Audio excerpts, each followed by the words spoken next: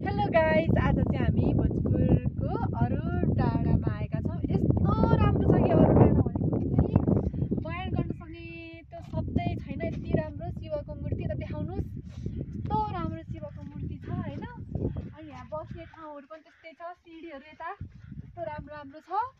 अनि आज अझै मौसम खुलिरहेको छैन, तर पनि यस्तो राम्रो देखिरहेको छ। तपाईँहरू पनि कोही भोजपुर हुनुहुन्छ भने भोजपुर बसेर चाहिँ यो अरुण डाँडाको अवलोकन गर्न कसरी नछुटाउनु होला, आउनु होला। अघिसम्म यस्तो मौसम पुरै पानीवाला जस्तो बादल लिएको थियो, अहिले भने खुलेर घाम यति मजासँग लागिरहेको छ।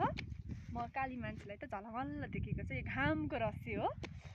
अनि यो डाँडा मनभरि पीडा भए पनि भुलाउन चाहिँ अरू डाँडा आउनु होला। मनको पीडा भुलाउन होइन, रमाइलो गर्न आउनु होला। यति राम्रो छ डाँडाकाँडाहरू। यहाँबाट त्यो तल धनकुटा त्यही त हो कि, यतै धनकुटा हो नि। यहाँबाट उतै हिलेहरू हुँदै धनकुटा जान सकिन्छ। बाटो त्यस्तो छ, एकदम राम्रो छ यहाँ।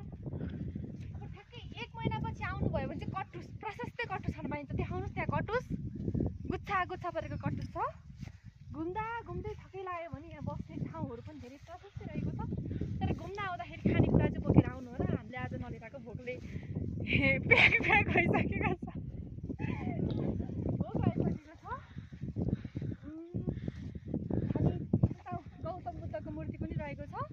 अरू डाँडामा चाहिँ विशेष गरी मलाई अघि सुरुमा आउँदा त कस्तो कच्ची बाटो जस्तो फिल भइरहेको थियो, तर एकदम राम्रो। यहाँ डाँडामा आएपछि चाहिँ त्यो बाटोको यादै आएन, मजा आयो।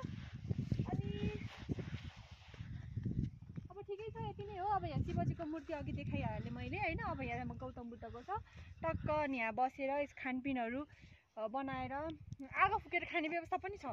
फोहोरहरू हाल्ने ठाउँ उतापट्टि छ। अनि दाउराहरू पनि यहाँ प्रशस्तै पाइन्छ। पानी पनि यही धारा छ। अनि केही खानेकुराहरू पिकनिक स्पोटहरू पनि गर्नको लागि चाहिँ उपयुक्त ठाउँ लाग्यो मलाई यहाँ। ल केही भन्नुहोस् बुढा। Hello, it's me Shishir guys. हामी चाहिँ अरुण डाँडाको अवलोकन गर्दैछौँ है। यता कस्तो खुलेको छ, अहिले त बादल लागिरहेको थियो, यता खुलेको छ पुरै।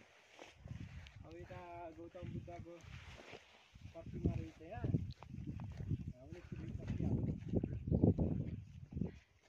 तर रमाइलो, अघि एकैछिनमा धुमिन्छ, एकैछिनमा घाम लाग्छ है। यहाँको त मौसमै अचम्मको रहेछ। यस्तो डाँडामा रहेछ। अब हामी गौतम बुद्धकोतिर जाउँ है त।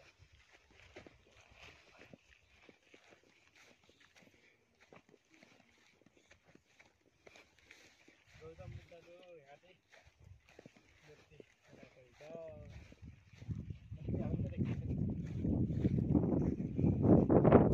हेलो गाइज, ल है त हामी चाहिँ बुद्धको शरणम गच्छामि, बुद्धम शरणम गच्छामि। के गर्न थाल्यो हो तिमी चाहिँ? यस्तो राम्रो फुल छ। अनि के फुल मान्छेलाई थाहा छ? यसको नाम चाहिँ थाहा छैन, तर मन चाहिँ पर्यो। ह्याप्पी एनिभर्सरी बुढा भनौँ भने एनिभर्सरी आउन अझै छ 9-10 दिन बाँकी। Thank you so much. अब त्यही हो, जे भए पनि अब बादलले पुरै घामलाई पनि रोकिदिइसक्यो, छेकिदिइसक्यो। अब चाहिँ हामी जानुपर्छ तल हाइवेमा। झर्न पनि हाम्रो लाग्छ होला, कति लाग्छ होला नि, आधा घन्टै लाग्छ होला। बाटो पुरै छ। ल त्यही हो, यहाँ अरू डाँडाको विशेषता भनेको गौतम बुद्धको मूर्ति छ। अनि अब शिवजीको, महादेवको मूर्ति छ। अनि सबै एकदम राम्रो छ। मौसम अलिकति धुमेर हो, र मौसम खुल्यो भने पुरै चारैतिरको डाँडाहरू देखिन्छ, रमाइलो छ। त्यही भन्न चाहन्छु तपाईँ बुढा होला है तिमीलाई त, उडाइदियो लानु फेरि। उडाउने हावा चलेको छ क्या।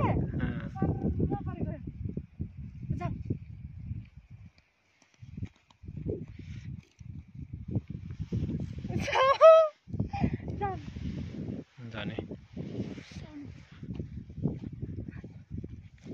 आउनु बुढा, हात दिनु।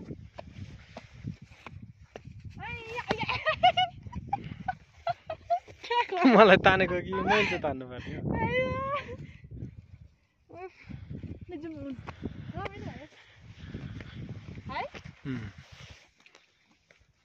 सबै कुरा राम्रो, तर खानपिन भएन क्या। कति महिनापछि होला कटुस पाक्ने, आउनुपर्छ। पछि चैत वैशाखमा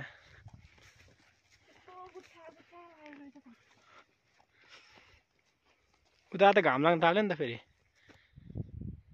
धुम्बिरहेको छ कतै कतै घाम लाग्यो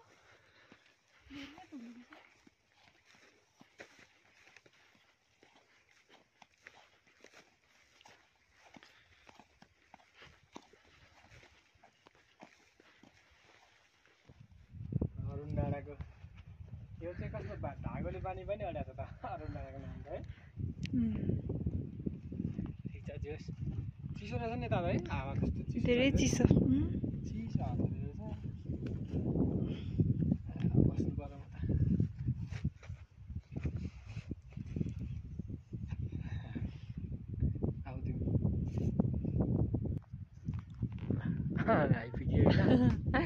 आइपुग्यो हामी चाहिँ भर्खर आइपुगेको छौँ अब यहाँ के रहेछ ठाउँहरू भन्ने कुरा चाहिँ हामी सबै भिडियोहरू बनाउँदै हजुरहरूलाई चिनाउँछौँ जानकारी दिन्छौँ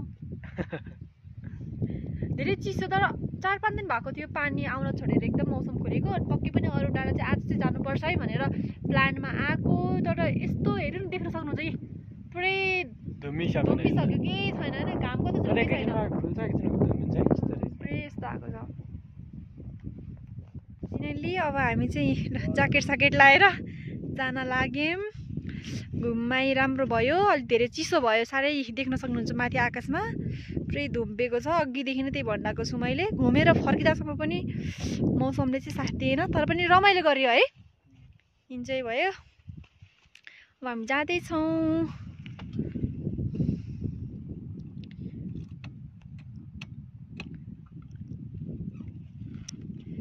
पानी आयो भने आउनुभन्दा अगाडि नै हामी तल झरिसक्नुपर्छ बाटो धेरै नराम्रो छ खासै आवत जावत रहेनछ अहिले यो मौसमले गर्दाखेरि बाटो बिग्रेको रहेछ यो यही हो अरू डाँडा हामी चाहिँ मौसम पुरै कति गाह्रो कति कस्तो भएको कति भनौँ है यस्तै हो देखिसक्नु भएको छ ल हामी चाहिँ गयौँ